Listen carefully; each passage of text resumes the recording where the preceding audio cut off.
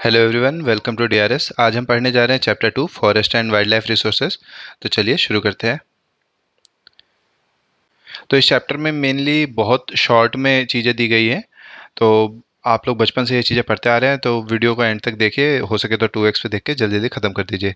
कुछ कुछ जो बेसिक चीज़ें आपको अच्छे से याद होनी चाहिए वो मैं बता दूंगा बीच में। We share this planet with millions of other living being. तो यहाँ से बताया गया है कि हम इस जिस प्लेनेट पे हम रहते हैं, इसको हमने बहुत सारे microorganism, bacteria, lichens, banyan tree हो चाहे एलिफेंट हो, ब्लू व्हेल, इनके साथ शेयर किया है। ठीक है। एंटायर हैबिटेट जिसमें हम रहते हैं इमेंस बायोडाइवर्सिटी से बना हुआ है। तो बायोडाइवर्सिटी यहाँ नीचे लिखा हुआ है कि इमेंसली रिच वाइल्ड लाइफ और कल्टिवेटेड स्पीशीज़ की बात हो रही है, जिसमें हम डाइवर्स इनफॉर्म फंक्शन जो कि आसपास इंटीग्रेटेड रूप में काम करते हैं और एक दूसरे पे एक इंटरडिपेंडेंसी बनी रहती है। तो वही होता है बायोडाइवर्सिटी। वी ह्यूमंस, अगर हम अपने इंसान की बात करें ऐसे, तो विद ऑल लिविंग ऑर्गेनिज्म हम सब मिलके एक वेब बनाते हैं इकोलॉजिकल सिस्टम का, जिसमें हम केवल एक पार्ट हैं उस सिस्टम का। ऐसा नहीं कि हम ही मेन है। हाँ, इंसान होने के नाते हमें लगता है कि जो है हम ही हैं, लेकिन हम कई चीज़ों पे डिपेंडेंट हैं। Much dependent on this system for our own existence. For example, चाहे प्लांट की बात करिए, एनिमल या माइक्रो ऑर्गेनिज्म का, वो रिक्रिएट करते हैं क्वालिटी ऑफ एयर, जो हमारे आसपास हवा है उसको बेहतर करते हैं। पानी जो हम पीते हैं उसको साफ़ करते हैं वो कहीं ना कहीं। सॉइल जो प्रोड्यूस करता है हमारा खाना, उसके लिए भी वो हेल्प करते हैं। चाहे वो आप छोटे छोटे अर्थवर्म ले लीजिए, वो मिट्टी को कहीं ना कहीं अच्छा बनाने में हेल्प करते हैं। So forest play a key role in the ecological system, as these are also primary producer on which, जिसपे हम सभी लोग कहीं ना कहीं निर्भर हैं। जंगलों से हमें बहुत सारी साफ हवा, उनसे टिम्बर और बहुत सारी चीज़ें ऐसे प्राप्त होती हैं। और एक और चीज़, आप चाहे तो चेक करने की कोशिश कीजिएगा कि सबसे ज़्यादा ऑक्सीजन हमें किससे प्राप्त होता है, पेड़ों से या फिर एक तरीके से कह लीजिए लिकेन से या एल्गे से। ठीक है। Flora and fauna in India. Flora का मतलब FLO से याद रखिएगा, फ्लावर यानी पेड़ों की बात, फौना मतलब animal. If you look around you will be able to find that there are some animals and plant which are unique in your area. आपके आसपास होंगे कोई ना कोई यूनिक जानवर। In fact India is one of the world richest countries. Ninth class का जो last chapter, मतलब सेकेंड लास्ट जो चैप्टर था जियो का, उसमें आपने देखा था कि कितने हजारों टाइप के प्लांट स्पीशीज़ या एनिमल हैं जो इंडिया में रहते हैं। इवन बर्ड हो गए, चाहे फिश हो गई, और बहुत सारे डिफरेंट टाइप ऑफ एनिमल्स हैं। तो उसका अगर हम बात करें ना, तो this is possibly twice or thrice the number yet to be discovered. यानी डिस्कवर करने जाए तो पता चलेगा जो हमने ऑलरेडी पता लगाया ना, उससे कई गुना ज़्यादा आज भी हैं जिनके बारे में हम नहीं जानते। You have already studied in detail, इसके बारे में पढ़ा हुआ है। You may have realise the importance of these resources in our daily life. These diverse flora and fauna are so well integrated in our daily life that we take these for granted. हम इन्हें take for granted ही लेके चलते हैं, but lately they are under great stress mainly due to insensitivity to our environment. कहीं ना कहीं जो हमें फ्री में मिला हुआ इन्वायरमेंट है उसको हम इतना सीरियसली लेते नहीं हैं, तो हमारी वजह से वो बर्बाद हो रहा है। Conservation of forest and wild life in India, यानी हमारे यहाँ फॉरेस्ट और वाइल्ड लाइफ के कंजर्वेशन के लिए क्या क्या स्टेप लिए गए हैं, उस सब पे थोड़ा बहुत ये टॉपिक है। Conservation in the background of rapid decline in wildlife population and forestry has become essential. But do we need to conserve our forest and wildlife? क्या हमें बचाने की जरूरत है भी इन सबको? Conservation preserve the ecological diversity and our life support system, water, air, and soil. It also preserve the genetic diversity of plant and animal for better growth of species and breeding. For example in agriculture हम आज भी dependent है traditional crop varieties पे। Fisheries की बात करें, हम heavily dependent है मेंटेनेंस ऑफ एक्वेटिक बायोडाइवर्सिटी। तो ये कुछ फर्जी बातें लिखी हुई हैं ऐसी। 1960s और 70s के दौरान conservationist demanded a national wildlife protection programme. तो उसी के वेक में एक प्रोग्राम निकल के आया, Indian wild life protection act, जो 1972 में आया। बोल्ड करके मार्क कर रखा है, इसको याद रखिएगा।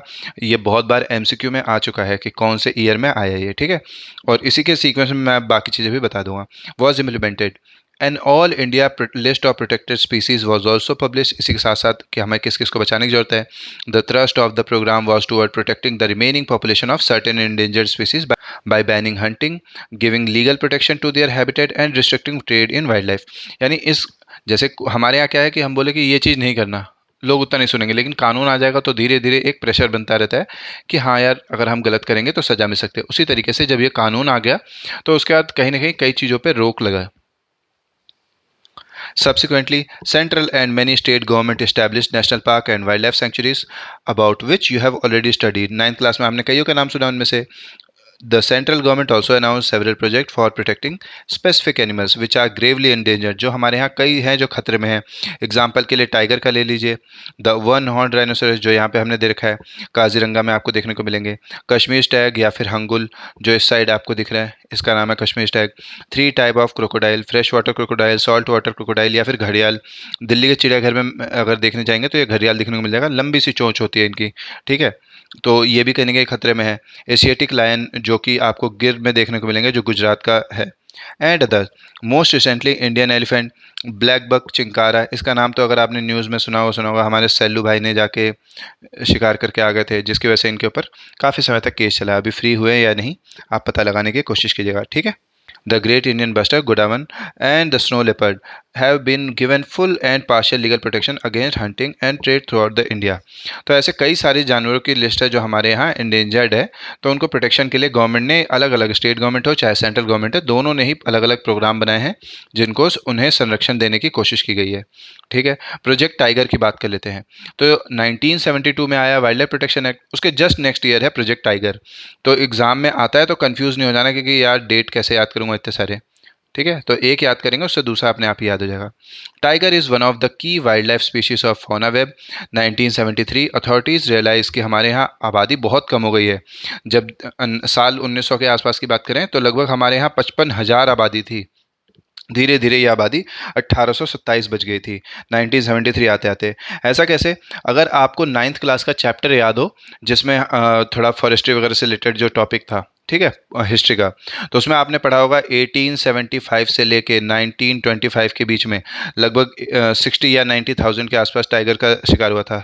नंबर आप चेक करके खुद बताएगा, ठीक है, कि कितने सारे टाइगर, वुल्स और इन सब चीज़ों का शिकार हुआ था।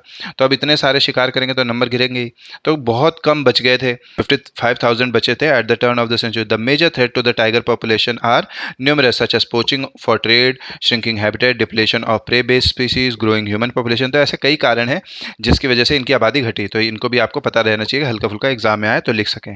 The trade of the tiger skin and the use of their bone in traditional medicine specially in Asian countries left the tiger population on the verge of extinction since India and Nepal provide habitat to about 2/3 of the surviving population.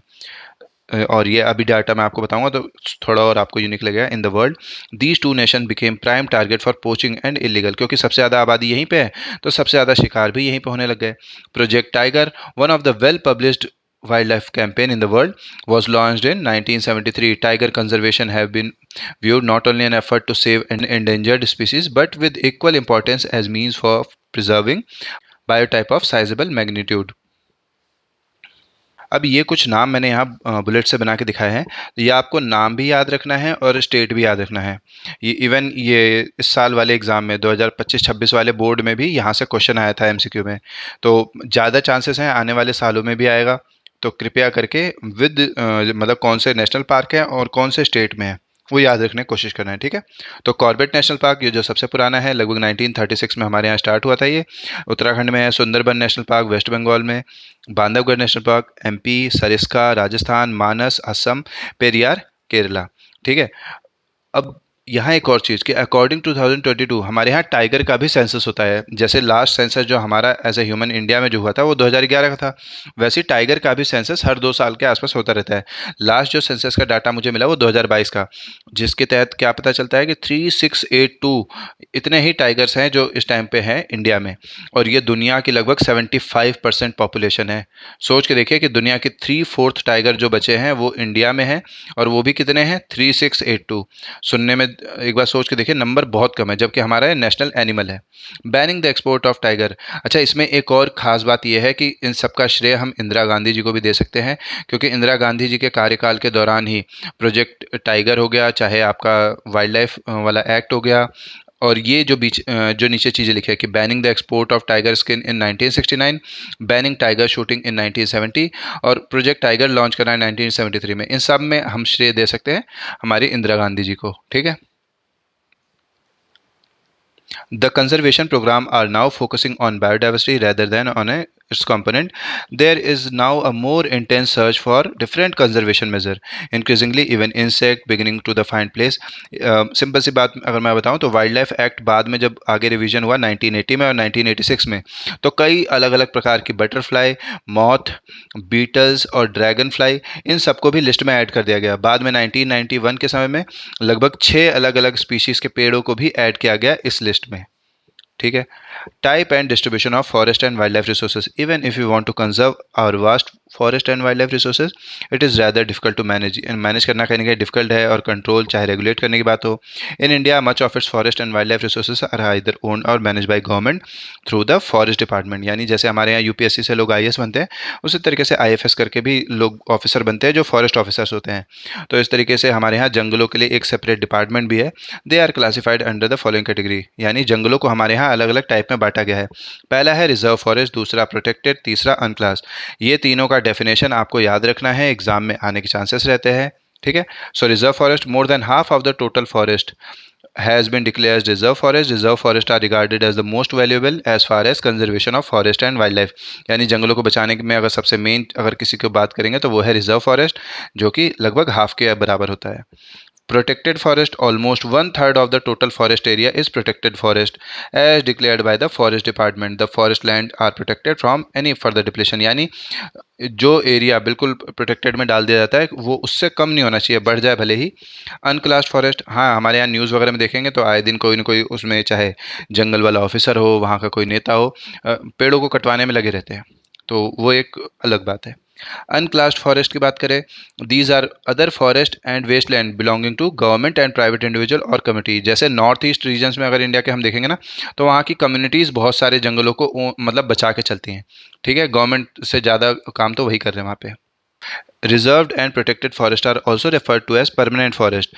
States maintained for the purpose of producing timber and other forest produce and for protective reasons. MP की बात करें तो largest area under the permanent forest यहीं पे है, लगभग 75% जो total forest area है। पूरे इंडिया की बात नहीं करें, हम मध्य प्रदेश की बात करें तो यहाँ पे 75% जो है वो परमानेंट फॉरेस्ट का पार्ट है। जम्मू कश्मीर, आंध्र प्रदेश, उत्तराखंड, केरला, तमिलनाडु, वेस्ट बंगाल, महाराष्ट्र, इन सब में बहुत सारे रिजर्व फॉरेस्ट का एरिया है। वहीं बिहार, हरियाणा, पंजाब, हिमाचल प्रदेश, उड़ीसा, यहाँ पे बहुत सारे प्रोटेक्टेड फॉरेस्ट हैं। ये बस यहाँ पे नाम दिए गए हैं, इतना आपको 10th के बोर्ड के लेवल पे ये सब चीज़ें याद करने की इतना जरूरत नहीं है डिटेल में। हाँ थोड़ा बहुत आइडिया होना चाहिए, आ जाए तो आप अटेम्प्ट कर सकें। ऑल नॉर्थ ईस्टर्न स्टेट जो मैंने जस्ट पहले बताया and part of Gujarat have high percentage of forest as unclassed forest, जो कि मैनेज किया जाता है लोकल कम्युनिटीज़ द्वारा। अब बात कर लेते हैं कम्युनिटी और कंजर्वेशन की। Community strategies are not new in our country.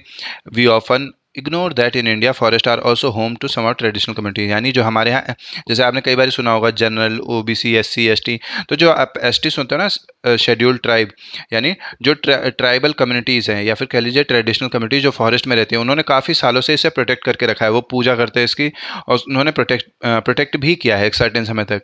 लेकिन गवर्नमेंट को ले लीजिए या फिर कह लीजिए जो अंग्रेज आए, उन्होंने बहुत सारा जो जंगलों से उन लोगों को हटाया, तो एक जो बैलेंस बना हुआ था उनकी वजह से वो भी बिगड़ा है। In some areas of India, local communities are struggling to conserve these habitat along with the government official, recognizing that only this will secure their own long-term livelihood. In Sariska Tiger Reserve, Rajasthan, villagers have fought against the mining side. मतलब जहाँ जंगलों के आसपास mining हुई तो local लोगों ने जाके उसके अगेंस्ट प्रोटेस्ट किया है। ठीक है। और वाइल्ड लाइफ प्रोटेक्शन एक्ट का दावा करके उन लोगों ने उसको बचाया है। In many areas villagers themselves are protecting habitat and explicitly rejecting government involvement. Inhabitant of 5 villages in Alwar district, Rajasthan have declared 1200 hectare of forest as Bhairavdev Dakav sanctuary. इसको डिक्लेयर किया उन्होंने, इन लोगों ने, Bhairavdev Dakav sanctuary, declaring their own set of rules and regulation which do not allow hunting and are protecting the wild life against any outside encroachment. यानी अपने local लोगों ने मिलकर वहाँ पे एक तरीके से फॉरेस्ट को बचाने का काम किया। कितने एरिया में? 1200 हेक्टेयर्स के एरिया का।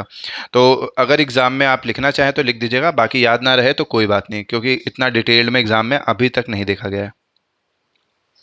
The famous Chipko movement in the Himalayas has not only successfully resisted deforestation in several areas but have also shown the community afforestation, यानी कम्युनिटी द्वारा पेड़ों के लगाए जाना और उनका प्रोटेक्शन दोनों हमने देखा है चिपको मूवमेंट में. With indigenous species that can be enormously successful. Attempt to revive the traditional conservation method or developing new method of ecological farming are now widespread. अच्छा, ये चिपको मूवमेंट से रिलेटेड यहाँ दो लोगों का मैंने फोटो इंसर्ट कर रखा है. ये हमारे सुंदरलाल बहुगुणा जी हैं और ये चंडी प्रसाद भट्ट जी हैं. ठीक है, इन्होंने काफ़ी ज़्यादा रोल निभाया उन दिनों में पेड़ों को बचाने के लिए. चिपको मूवमेंट में होता क्या था, पेड़ों को हक कर लिया जाता था ताकि अगर आपको पेड़ काटना है तो उससे पहले हमें मारना पड़ेगा आपको. ठीक है. Farmers and citizen group like बीज बचाओ आंदोलन इन टिहरी एंड नवधान्या. तो बीज बचाओ आंदोलन एक तरीके से शायद उत्तराखंड में ही दूसरी किसी जगह का है और ये टिहरी नवधान्य का है. चमोली डिस्ट्रिक्ट का शायद है बीज बचाओ आंदोलन. और टिहरी में हुआ था ये नवधान्य, जिसमें मतलब 9 अलग अलग टाइप के सीड्स को प्रोटेक्शन का काम किया गया था, जिसके पीछे श्रेय जो जाता है वो जाता है डॉक्टर वंदना शिवाजी को. मुझे ये पर्टिकुलरली अपने लेवल पे काफ़ी अच्छा लगा, इसलिए मैंने इन लोगों का नाम यहाँ इंक्लूड किया है, जो कि बुक्स में आपको देखने को नहीं मिलेगा. Have shown that adequate level of diversified crop production without the use of synthetic chemical and possible and economically viable. यानी उन लोगों ने ये दिखाया कि हम लोग बिना जेनेटिकली मॉडिफाइड सीड वगैरह इस्तेमाल किए भी कैसे सक्सेसफुल तरीके से क्रॉप प्रोडक्शन कर सकते हैं. अच्छा, ये एक लेडीज़ हैं जो चिपको मूवमेंट से रिलेटेड ही है. ठीक है, अगर आप नाम इन लोगों का याद रख पाएँ तो बहुत अच्छा रहेगा. ठीक है, इनका नाम है गौरा देवी. गौरा देवी. इन्होंने भी काफ़ी तगड़ा रेजिस्टेंट उस समय दिखाया था चिपको मूवमेंट में और काफ़ी सक्सेसफुल रहा. तो विमेंस में आप नाम ढूंढेंगे तो आपको गौरा देवी का मिलेगा और दो मेल लोगों का नाम जो देखने को मिलेगा सुंदरलाल बहुगुणा और चंडी प्रसाद भट्ट जी का. In India JFM. अच्छा, ये कई बार एग्जाम में आया हुआ है जेएफएम करके, जॉइंट फॉरेस्ट मैनेजमेंट. तो ये आपको जरूर याद रखना है. Furnishes a good example for involving local community. यानी इसमें जोर डाला गया है कि लोकल कम्युनिटीज़ को हम इन्वॉल्व करें management and restoration of the degraded forest का. JFN depend on the formation of local village institutions that undertake protection activities mostly on degraded forest land managed by the forest department. In return, मतलब हुआ क्या कि मान लीजिए local villagers को बोला गया कि आइए आप हमारे जंगल को रिस्टोर करने में मदद करेगा. इसके बदले में होगा क्या कि आप वहाँ से सर्टेन लकड़ियाँ काट के ले जा सकते हैं अपने यूज़ के लिए. ठीक है, तो सक्सेसफुल प्रोटेक्शन का एक तरीके से उनको गिफ्ट हो गया कि हाँ भाई आप लोगों ने बचाया तो इसके लिए आप ये टिम्बर हार्वेस्ट कर सकते हैं. Over 1 lakh committees managed roughly 22 million hectares, significantly improving forest health. तो ये अपने आप में काफ़ी सक्सेसफुल रहा है, इसलिए ये भी याद रखना है. जेएफएम का फुल फॉर्म हो गया. कौन से राज्य ने सबसे पहले इसको पास किया, कब तक एक तरीके से इनफॉर्मल एग्जिस्टेंस में था, यानी इससे पहले इसको कागजों में नहीं माना जा रहा था. Sacred groves a wealth of diverse and rare species. जैसे नेचर वर्शिप की बात करें तो मैंने अभी आपको बताया ना कि ट्राइबल लोग उसी की पूजा करते थे. तो nature worship is an old age tribal belief based on the premise that all creation of nature have to be protected. यानी जो भी नेचर की चीज़ें हैं हमें उसे प्रोटेक्ट करने की जरूरत है. Such belief have preserved several virgin forest. यानी जहाँ पे वर्जिन फॉरेस्ट आपने 9th में पढ़ा था, एक ऐसा फॉरेस्ट वाला एरिया जहाँ पे ह्यूमन इंटरवेंशन ना हो, अपने आप से वो चीज़ें ग्रो हो रही हो. Pristine form called sacred groves the forest of God and goddesses. अब ये वाला पार्ट यहाँ क्यों डाला गया है, सेक्रेड ग्रोव्स से तो नहीं आता, लेकिन कुछ पेड़ों के यहाँ ना साइंटिफिक नाम दिए गए हैं. तो ये कई बार एग्जाम में आया है, चाहे तो आप प्रीवियस ईयर उठा के देख सकते हैं. ठीक है, तो कुछ और याद रहे न रहे, ये नाम जरूर याद होने चाहिए. Certain societies revere a particular tree from which they have preserved from time immemorial. यानी कुछ सोसाइटी ऐसी हैं जिन्होंने सर्टेन पेड़ों की या तो पूजा करते रहे या फिर किसी तरीके से उनके लाइफ में उसका एक बहुत तगड़ा इन्वॉल्वमेंट रहा है, तो उस पेड़ों को उन्होंने कई सदियों तक बचाते रहे. ठीक है, the Mundas and the Santhal जो छोटा नागपुर रीजन के हैं वो पूजा करते हैं महुआ का और कदम्बा का. तो महुआ को बोलते हैं बसिया लातिफोलिया और कदम्बा को बोलते हैं तो cephalus kadamba tree. And the tribal of Odisha and Bihar worship tamarind, जिसे टैमरिंडस इंडिका बोलते हैं, और मैंगो मैग्निफेरा इंडिका. आपने देखा होगा शादी वगैरह में आम के पत्ते वगैरह काफ़ी यूज़ होते हैं. तो पेड़ों को इस तरीके से काफ़ी सदियों तक बचाया गया. Trees during wedding to many of us people banyan tree are consider sacred. तो जिन ट्राइबल पॉपुलेशन ने जिन पेड़ों को काफ़ी समय तक पूजते रहे तो उसको उन्होंने बचाया भी अपने पर्सनल यूज़ के लिए, उनको वो टाइम टू टाइम उगाते रहे, तो उनका जो एक तरीके से कह लीजिए जो पर्टिकुलर पेड़ है वो उस पर्टिकुलर कम्युनिटी ने ही बहुत लॉन्ग टर्म तक बचा के रखा. बस यही एक टॉपिक है इसका एंडिंग में. ठीक है, so thank you for watching.